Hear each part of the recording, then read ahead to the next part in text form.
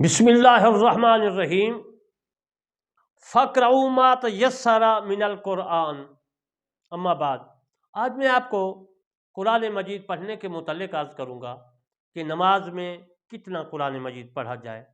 اللہ تبارک و تعالیٰ نے فرمایا آپ پر کوئی زیادتی نہیں ہے، کوئی اتنا جو ہے بھار وزن نہیں میں بتا رہا، اللہ فرما رہا، اللہ تبارک و تعالیٰ نے فرمایا بس قرآن مجید نماز میں یعنی امامت جب کرتا ہے امام صاحب تو وہ قرات پڑھتا ہے۔ اللہ تبارک و تعالیٰ نے فرمایا کہ فَاقْرَؤْا مَا تَيَسَّرَ مِنَ الْقُرْآنِ، جتنا میسر ہو، جتنا آسان ہو آپ قرآن مجید پڑھیں۔ اس کے بعد اللہ تبارک و تعالیٰ نے فرمایا وَإِذَا قُرِئَ الْقُرْآنُ فَاسْتَمِعُوا لَهُ وَأَنصِتُوا لَعَلَّكُمْ تُرْحَمُونَ، کہ جب قرآن پڑھا جائے تو اسے سنو اور چپ رہو، خاموش رہو، اس امید پر کہ رحم کیے جاؤ۔ یہ تو ان دونوں آیات مبارکہ کا میں نے ترجمہ کیا اور پڑھی تاکہ قرآن مجید جو پڑھا جائے، امام جو قرآن مجید پڑھتا ہے نماز میں تو وہ جو ہے جتنا آسان ہو سکے وہ پڑھے، جتنا میسر آ سکے اتنا پڑھے، یہ نہیں کہ مقتدی بھی تھک جائے، پریشان ہو جائے اور امام صاحب بھی۔ اللہ تبارک و تعالیٰ نے فرمایا ایسا نہیں ہے، جتنا آسان ہو سکے آپ پڑھیں۔ اور دوسرا حکم اللہ تبارک و تعالیٰ نے یہ فرمایا کہ جب قرآن مجید نماز میں امام صاحب پڑھ رہا ہے، قرات پڑھ رہا ہے، تو اس کے بعد آپ نے خاموش ہونا ہے، بولنا نہیں ہے، اور جو ہے فَاسْتَمِعُوا بولنا نہیں ہے، خاموش رہنا ہے، سننا ہے، اور پھر تاکہ اللہ تبارک و تعالیٰ آپ پر رحم فرمائے، رحمت فرمائے۔ تو جن محترم، اب میں آپ کو ان دونوں آیات مبارکہ کے متعلق حدیث پاک سے روشناس کرتا ہوں، اور میں یہ بھی عرض کرتا ہوں کہ میری تفسیر کرمانی ہے یوٹیوب پر، وہ ہے کرمانی ٹی وی، اس پہ اس کو بھی آپ سبسکرائب لائک کمنٹ کرنا ہے، اور جیسے یوٹیوب پر میں نے کرمانی ٹی وی 3 بنایا ہے جس سے آپ کو سمجھا رہا ہوں نماز کے متعلق، قرآن کے متعلق، اس کو بھی آپ نے ضرور سبسکرائب لائک کمنٹ کرنا ہے۔ میں علامہ طالب سر کرمانی، بستی یاسرآباد اور چاکموال تحصیل محل ضلع وہاڑی صوبہ پنجاب پاکستان سے عرض کرتا ہوں کہ ان مسائل کو آپ نے ضرور سمجھنا ہے اور لوگوں کو بھی بتانا ہے، اور میرا مشن ہے، میرا سوچ وچار ہے کہ ہر گھر گھر اسلام پہنچے، اور نماز کا جواب جو ہے آپ نے دینا ہے قیامت کے دن۔ اللہ تبارک و تعالیٰ نے سب سے پہلے نماز کا ہی سوال کرنا ہے، اے بندے، اے بندی، کیا تو نے نماز پڑھی تھی؟ تو آپ کا سوال کا جواب کامیاب، آپ کے سوال کامیاب تو آپ کامیاب، ورنہ ناکام ہو جائیں گے۔ میرے دوستوں، باقی روزہ، باقی حج وغیرہ کے بعد کے سوال رب العزت فرمائے گا۔ امام بخاری نے اور امام مسلم نے عبادہ بن صامت رضی اللہ تعالی عنہ سے روایت کی ہے، فرماتے ہیں کہ رسول کریم صلی اللہ علیہ وآلہ وسلم ارشاد مبارک فرماتے ہیں جس نے سورۃ فاتحہ نہ پڑھی اس کی نماز نہیں، یعنی نماز کامل نہیں۔ چنانچہ دوسری روایت صحیح مسلم شریف میں ابو ہریرہ رضی اللہ تعالیٰ عنہ سے روایت ہے، فرماتے ہیں فَهِيَ خَدَّاج، وہ نماز ناقص ہے، وہ نماز ناقص ہے، وہ نماز ناقص ہے بغیر سورۃ فاتحہ کے۔ یہ حکم اس کے لیے ہے جو امام ہو یا تنہا پڑھتا ہو، اور مقتدی کو خود پڑھنا نہیں بلکہ امام کی قرات اس کی قرات ہے۔ حضور اقدس صلی اللہ علیہ وسلم نے فرمایا جو امام کے پیچھے ہو تو امام کی قرات اس کی قرات ہے۔ اس حدیث کو امام محمد اور ترمذی اور حاکم نے جابر رضی اللہ تعالی عنہ سے روایت کیا ہے، اور اس کی مثل امام احمد نے اپنی مسند میں روایت کیا۔ امام جو ہے حلبی نے فرمایا کہ یہ حدیث بخاری مسلم کی شرط پر صحیح ہے۔ اب میں آپ کو چوتھی حدیث تاج 6 حدیث کے متعلق عرض کرتا ہوں۔ امام ابو جعفر شرح مانی الاثار میں روایت کرتے ہیں، تحاوی شریف جس کو کہتے ہیں، وہ میرے پاس موجود ہے۔ حضرت عبداللہ بن عمر، زید بن ثابت، جابر بن عبداللہ رضی اللہ تعالیٰ عنہ سے سوال ہوا، ان سب حضرات نے فرمایا امام کے پیچھے کسی نماز میں قرات نہ کر۔ 7ویں حدیث ہے، اس میں ہے کہ امام محمد رضی اللہ تعالیٰ عنہ نے موطا میں لکھا ہے، وہ موطا امام محمد میرے پاس موجود ہے۔ آپ نے امام مالک رحمۃ اللہ علیہ سے دور حدیث کیا، امام مالک کی کتاب ہے، اس کا نام ہے موطا امام مالک، دونوں میرے پاس موجود ہے۔ میرے دوستو، جو بھی میں سوالوں کا جواب یا جو میں تقریر کر رہا ہوں جن کتابوں کا حوالہ دوں گا انشاءاللہ میرے پاس موجود ہے۔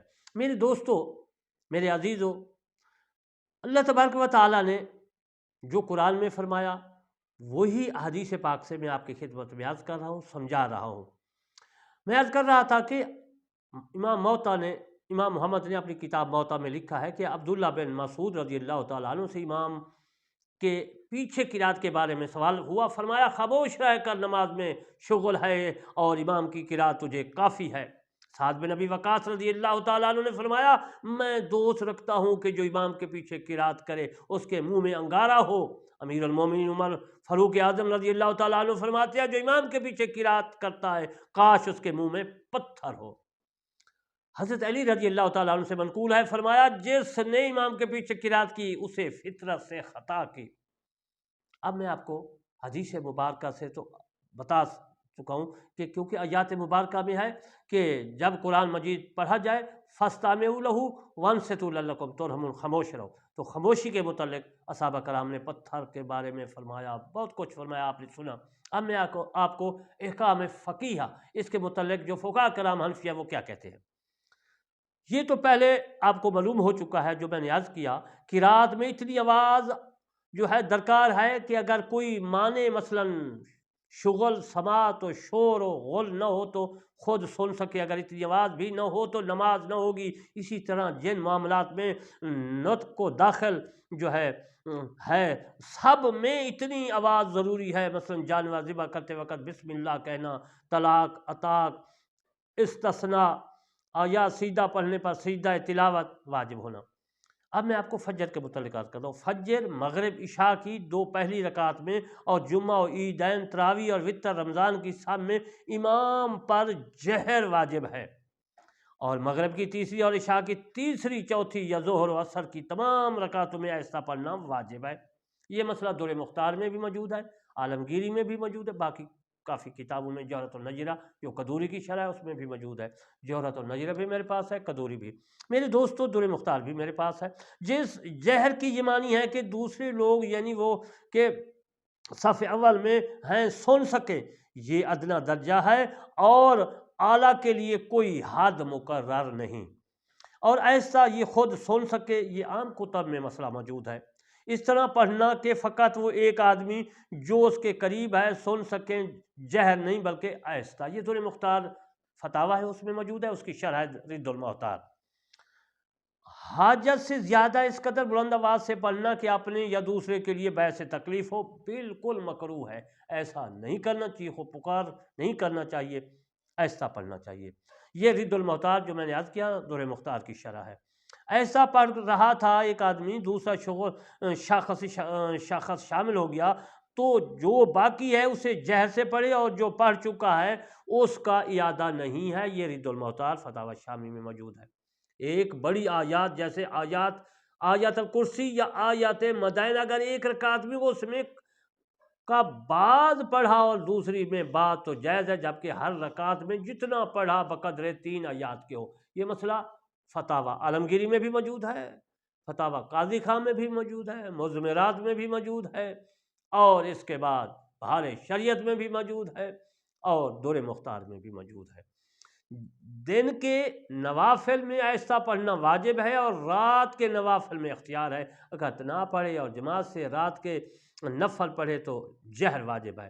پھر اس مسئلے کو سن لیں میرے دوستو، یہ مسئلہ اہم ہے کہ دن کے نوافل جو ہم پڑھتے ہیں اس میں قرآن مجید فرقان حمید کو آہستہ پڑھنا ہے۔ پھر سن لیں دن میں جو نوافل پڑھنے ہیں یا شبینہ پڑھتے ہیں، قرآن مجید پڑھا جاتا ہے نوافل میں نفلوں میں، تو عزیزان محترم دن میں اگر آپ نے پڑھنا ہے قرآن مجید کو نماز میں نفلوں میں آہستہ پڑھنا ہے، رات کو نماز پڑھنی ہے نفل اس میں قرآن پڑھنا ہے تو پھر جہر پڑھنا ہے، اونچا پڑھنا ہے، اور اونچا قرآن جس طرح میں نے عرض کیا واجب ہے، اور اسی طرح دن میں نوافل میں قرآن پڑھنا آہستہ واجب ہے، دونوں، رات کو اونچا پڑھنا واجب، دن کو جو ہے آہستہ پڑھنا واجب۔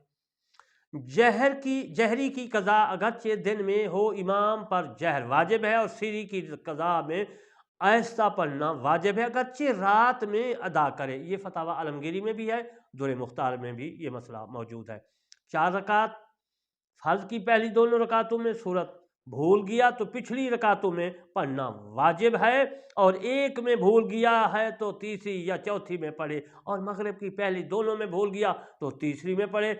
ایک رکعت کی قرات جو ہے قرات سورت جاتی رہی، اور ان میں سے سب صورتوں میں فاتحہ کے ساتھ پڑھے۔ جہری نماز ہو تو فاتحہ اور سورت جہرن پڑھے، ورنہ آہستہ اور سب صورتوں میں سجدہ سہو کرے، اور قصدن چھوڑی تو اعادہ کرے۔ یہ مسئلہ دور مختار میں موجود ہے۔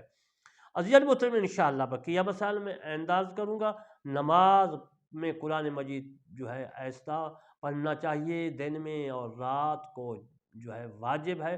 آپ نے اس مسئلے کو ضرور سننا ہے۔ یہی مسائل آگے جو ہے میں عرض کروں گا اگر زندگی باقی۔ میں آپ کی خدمت میں عرض کرتا ہوں میرے چینل کرمانی ٹی وی 3 اور کرمانی ٹی وی کو ضرور سبسکرائب، لائک، کمنٹ کرنا ہے تاکہ آپ کو بھی ثواب، مجھے بھی ثواب۔